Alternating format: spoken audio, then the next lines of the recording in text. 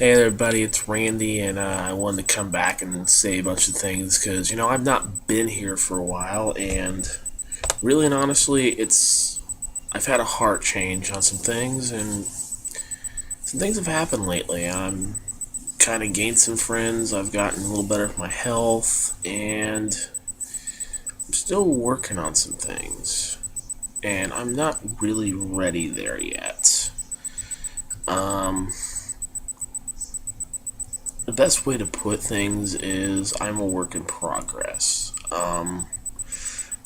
I've been dealing with some good issues and a lot of bad. I mean, I haven't seen my son in a while, and that's taken a toll on me, and I'm still dealing with my health issues. Those who know me really know I have some health issues going on, and I'm really not, taking. I'm taking the best I can with it. I mean, I'm not, I'm fighting what I can, but you know, being denied for Medicaid, being denied for things basis on who I am and stuff like that. That's just bothers me, and you know, I'm not gonna go. I'm not gonna go political. I'm not political on this one. I eventually do want to go super political on a video, and I'm not gonna do that tonight. I really just want to focus on some things, and talk about some good things and some bad things, and really just talk about what's going on in life in general. I mean, it's kind of like the Ozzy song "In My Life" right now, and if I was even daring better, I'd do it. The reason I'm coming back to videos is because I kind of been re-inspired by Alpha Omega Sin and the Archfiend and a few others still again. Um, I'm kind of back because also I've been told I need to come back to this because I can open up about my life and kind of just, share it for you and the world. I mean, there's a lot I'd like to share with people, and I'm used to hiding things. I'm used to being that one who just doesn't want to hide or doesn't want to be open about things. I don't want to communicate. I just want to, go sit in a corner and play my video games and not to fucking deal with people and just be me. And really and honestly, I could be me till the cows come home, and it doesn't really do much for the world. So I want to start changing that. I want to start moving forward and try to keep the ball rolling in life. And if I can't move on, then what's the fucking point? Um, I will admit to people, I can get paranoid at times. That's why you see me look around a lot in these videos, because I kind of have a natural paranoia towards things. And I'm working on that. Um, you know, I've had a lot of issues in the 29 years I've been on this earth, and I'm trying to change that. And I'm spending like some time in my video just open up my soul a little bit and try to get things going and you know be me. And I want to say first a thank you to those who stood behind me, my friends and those somewhat fans I have out there. I do have people out there who do love me and do very much want to see me succeed and be good about it. And I am very touched and thankful of all of you out there who do care and stuff like that. Um, I just wish I could, be a way I can show you all that, you've all made a major impact towards me, and I, there's just times I'm afraid I'm getting emotional when I say some things like that. I mean, I'm trying not to, break apart here and, train my thoughts. So let's move off that track a little bit. Last weekend I went to Glare, Great Lakes Area Regional Event for the Mind's Eye Society, and it was a very, very good con. It was the same con that we had in 2006, same hotel. But you know what? We all bitched about a lot of things. We bitched about the no Wi-Fi, and bitched about the elevators and the heat. And you know what? It was still a damn good con. I would have that con 500 times over than some of the cons I've been to.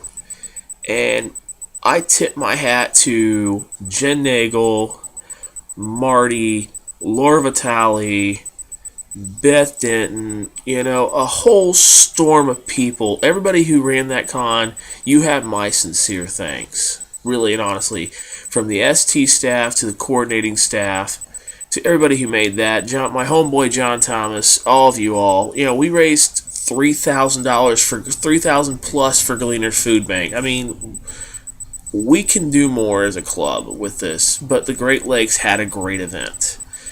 I got to play Forsaken at a fucking con, even though it was for 5 minutes. Thank you for pulling me in the War Chief party for Raziel to do things. I mean, I got a new fucking Sanctified title, but there was the bad of the con. I mean, I didn't like the plot. I didn't like the plot only because it's affected me emotionally and my character's emotions. The plot hurt a friend of mine, and I don't like hurting people. As much as I have this exterior of screaming the F word and stuff like that, I hate hurting people, and I did that. I didn't do it directly, but yeah, I did. And there's no words of guilt that I feel about that. And that was the bad of the con, is that I feel so much guilt about what happened on that last night. And no amount of words anybody can say or not like that can take that guilt away from me. Eventually it'll be blown over, but to that person that I've hurt, I'm sorry. And I can't say anything more than I'm sorry. I mean, I wish I could do more, but I can't.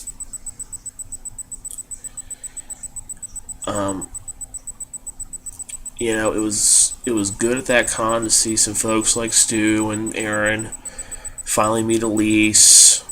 I met someone awesome named Sky who, after talking with her, is just a fucking amazing person.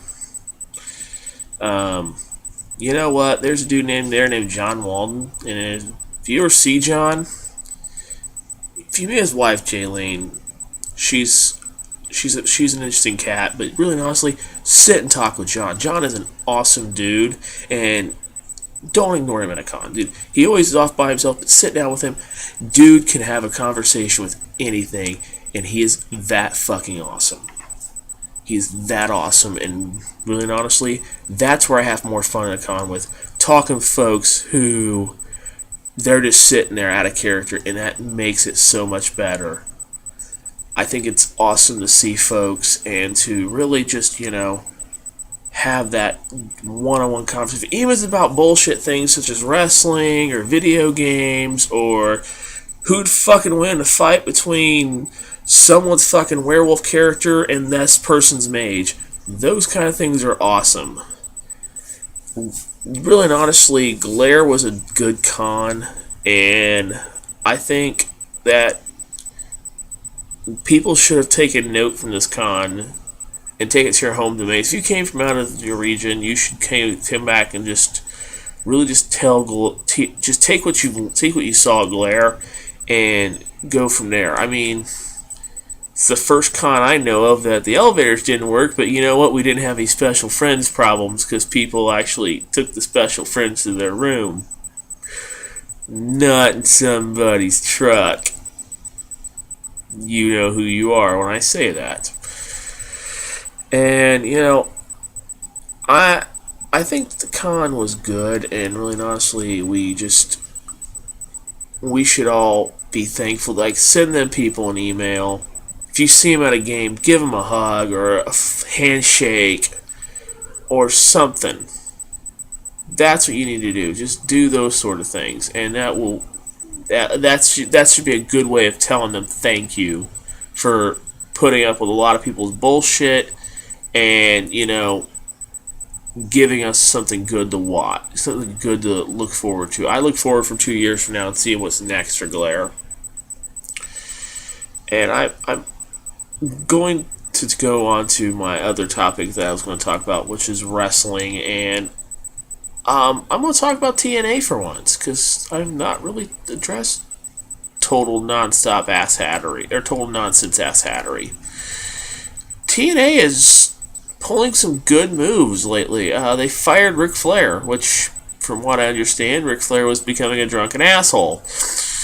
But, really and honestly, I kind of agree with on both sides, but I understand why Ric Flair's an asshole, because they wouldn't let him on TV, and if he's on TV, he can't wrestle. He can't come out and, all he can come out is woo a bunch of times. But, he's about 80 years old, and if, he bleeds like a stuck pig, and we all know my thoughts on that. But he can't be wrestling anymore. And, he needs to be either on WWE as a creative consultant, or TNA should use him as creative consultant. I'm sorry, but, TNA could be that one force that, put that kind of as the foot in WWE's ass, and it needs to be. The WWE is becoming very stagnant. It's getting to the point where we can call it again, and it's becoming like 1996, the mid-90s, that 95, 96, 94, 95, 96 era, where we could call shit very easily, and we knew who the champion was going to be. And now we're doing a cage match pay-per-view with the gimmick pay-per-views. The WWE needs to stop this shit. I mean, TNA could overrun them with the ratings. And that would be good, because then we have competition, and competition brings the best out of people. And I think that, really and honestly, the one thing that pisses me off about these wrestling pay-per-views for the WWE is that the titles mean fucking nothing. The WWE titles defended midway half through the pay-per-view, and the World Heavyweight titles the first fucking match. Okay, we have had 6 pay-per-views this year where the world title is the very first fucking match. It is the world title. It is SmackDown's championship title. Why is it going on first? What booker in their right fucking mind is doing this? I don't think it's Dusty Rhodes, and I don't think it's anybody else. I think it's someone who just thinks it's a great idea. And it's probably Vince, but I'm not going to go labeling shit. We as fans deserve a little bit better. I mean, I understand Daniel Bryan losing in 18 seconds. That built character, and Daniel Bryan is really good. I kind of like him. I don't like the yes. I'm digging the whole AJ's a fucking crazy bitch. But, we need someone to really, step it up and be a challenger for CM Punk's title, because it's CM Punk's turning into the new Millennium Austin, because he comes out, says a bunch of shit, drops a few pipe bombs, and we know he's going to win the pipe. We know he's going to keep the belt next pay-per-view. Let's give him a real challenger. I don't know. How about fucking Ryback? Let's give Ryback a real fucking thing. And also, I'm really getting sick of this whole, I don't know what to think of the Wendy's girl taking on all the legends, I don't call Heath Slater a wrestler. I think he's the fucking Wendy's girl as a wrestler. And the Wendy's girl as a wrestler kind of sucks. And I'm a one-man band. Dude, you're not Jeff Jarrett. You're not the fucking roadie. What's the next? You're gonna come out and call everybody slapnuts? I mean, Jesus, dude, no. TNA's doing better Granted, I hated the ODB Eric, what the fuck his name, marriage. I mean, that looked like my big redneck wedding, but, you know, that works in some fucking far out bizarre way. It works. But TNA could, overtake WWE, and that would push Vince to do better. And I hope by SummerSlam they do. And I will eventually take some comments and stuff like that and go from there. On my end note, I will keep doing this. I'll be back. I'm going to try to do it 3 times a week at least. And, I'm expecting this to talk more about politics, me, and start vlogging more often. Because, really and honestly, we as people, or myself, I just need to, open up and let you people into me more. I need to open myself up to the world and stop hiding away, and I hope to do that. And I'm not afraid of that. I've been afraid all this time of, really talking to people. And I need to stop that. So, expect me more to do this, and I expect in the long run to eventually, really get this thing going and start filming other stuff. I actually want to start filming it. I want to start doing a wrestling podcast with some people, and I want to, do some things. So, expect me all those times. This has been Radical117, or otherwise known as Randy. I'll catch you all next time. You have a nice night.